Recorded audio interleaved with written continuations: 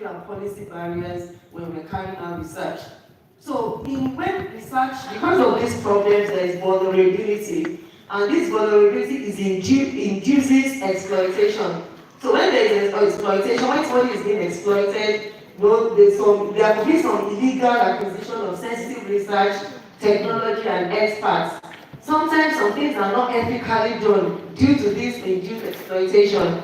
There could be some international violations.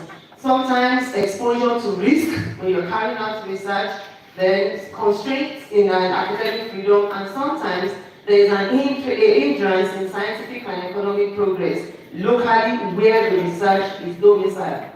So this, I won't talk, the next slide has been spoken by Professor Oluseyi, talking about the scenario in the African continent, which is common not just in Nigeria, but one thing to know is that Nigeria is the most populous country in Africa. So we have kind of a frame that whatever you see happening in Nigeria, you can be sure that many other African countries and other low and medium income countries also have such.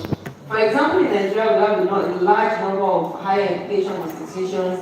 That is the proliferation of institutions also serves as a challenge for research in Nigeria. So the challenge is the academic institutions and research producing organizations, they thrive on principles, next slide, principles that foster openness. When you're the next one, that foster openness and collaborative research environment. No man is an island.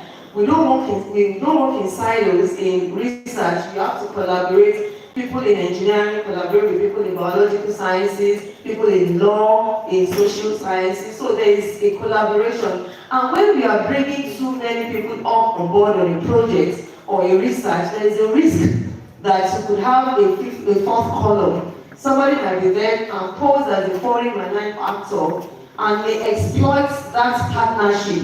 Because we need somebody in this field. We want to bring everybody from every field. But some are coming particularly to serve their own personal interests. And so there is need for everyone to be on guard because you don't know yourself. I could be here and I need a researcher from Burkina Faso, from Cameroon, from Ethiopia. I don't know them personally. Maybe I just go Google Scholar, get their names, get their profile. I don't know their intentions. So that is why when we are doing collaborative research, we need to put up every strategy to secure the research we're doing. So institutions that conduct research, we are all seated here, either from universities or research producing organizations. We must embrace and institutionalize our research security to protect this exploitation as a result of collaborative efforts. So what is this research security?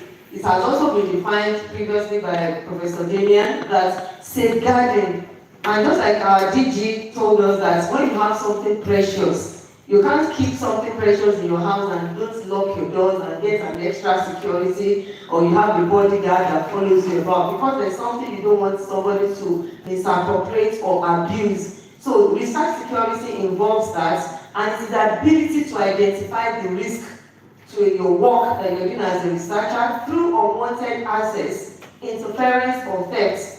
And so you have to minimize this risk, mitigate against them so that your research will not be hindered. So what are the importances of research security to protect our intellectual property? That thing that you have, your brain work, you don't want it to be exploited or to be taken or stolen by someone without even giving credit to original owner. The confidentiality of sensitive data. When you have some data, you don't want people to know, maybe you collected some private data from people and you don't want to be on the this is the social media age, where whatever you have now, before you know it is on Twitter, it is on Instagram, you want to protect that data, then academic trust and accountability. In research, it borders on trust. So when we've seen times that people publish papers and they retract their paper because there is the one data has been falsified or something. So you don't want to smear your academic trust. You are building a name for yourself and for your institution. The national security, you don't want your country to be vulnerable to maybe malign people from other countries or nationals. Protection of trade secrets, prevention of data breaches, and individual privacy and safety.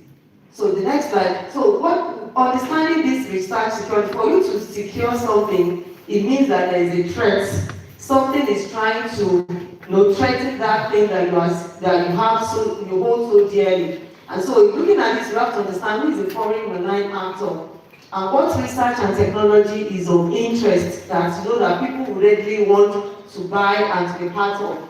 The outputs that you're generating from your research, not just the paper you are publishing, the effects, what your research is translational into something that you want to see. The methods that you're going to use to extract and protect your sensitive data and technology. And that's why the DG was talking about when you have something, you patent it. And once you patent it, you have the copyright, you own it, and nobody can take it from you. The consequences of intellectual property theft and forced technology transfers. So we're talking about collaboration. We live in an age whereby the whole world is a global village. You will work with people from across continents. But sometimes there's someone that poses as a collaborator, but is a foreign malign actor.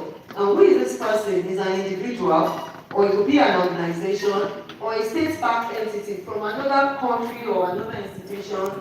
And what they are after is to undermine your research operation, to undermine your reputation or security. It will be for economic reasons, for political or ideological purposes. So sometimes they target vulnerable universities and researchers, and sometimes it is for intellectual theft, disinformation campaigns, or influence academic research and discourse. So we said that it can be an individual or a government entity. So the next slide, they are characterized by deception or covert operation. Covert operations are not so open, because when you see a thief coming, you will run away or protect. But some of them will pretend to be your friend, and before you know it, start stealing things from you. So they come in a deceptive manner. Sometimes they destabilize the political or economic system. They have adverse impact on national or international security. That's why some information that should not leak out are usually leaked out when there is a malign actor in that research. Sometimes it's for self-interest, exploitation as well, and also to foster societal division. Sometimes if you want to penetrate into the security of a country, you have to come in through that, and once the defense mechanism is weakened, the enemy can easily invade that institution or country.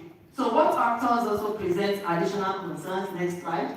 So when the malicious actor is associated, when it now involves foreign military, when it has to do with ammunition or military end user, so that is an entity or organization that is engaged in military activities, and they don't come with guns or weapons, they come some research, technology, and goods and services, but their aim is for military purposes. So military end user involvement also targets academic and research, and so sometimes military end user, sometimes they are from countries that have been sanctioned by the United Nations or other countries, but they come in a subtle way, in a covert way, to spy on what you're doing.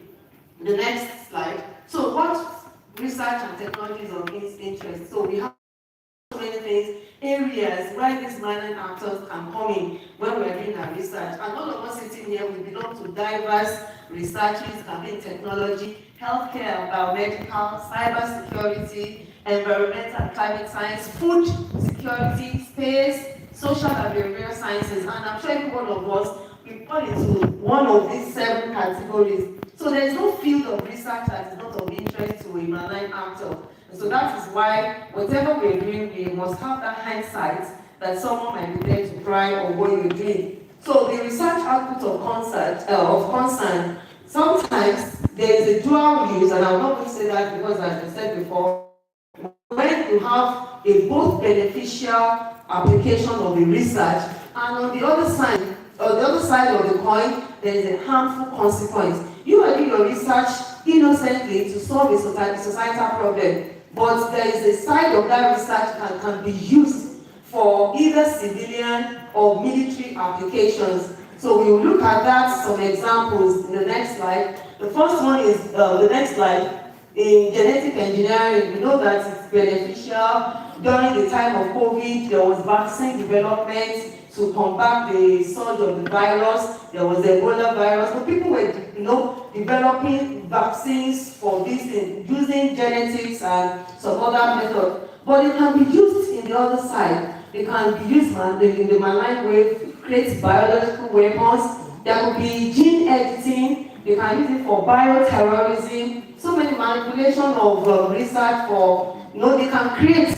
There have been some school of thought that even the COVID virus was, it was a lab, that something else happened and it became a global issue. So that's the malign use of and a beneficial side of research. Another one is synthetic biology. In synthetic biology, we use engineering mechanisms to create biosensors for bioremediation. That is for beneficial purpose, but sometimes they can be used for weapons of synthetic organic weapons for warfare, and that is the military end of that. Cyber security, we need to protect our data, but can be used for cyber weapons or cyber espionage. So these are the things that every research we do, we should have it at the back of our mind that you, the original owner of the research, you have a beneficial purpose, but there might be the other side of it, and we must guide against that. The AI, we talk about AI, nanotechnology, space technology, every of the research we do has the end that is not beneficial. So now, apart from these other sides, next slide, we have the emerging dual use research fields.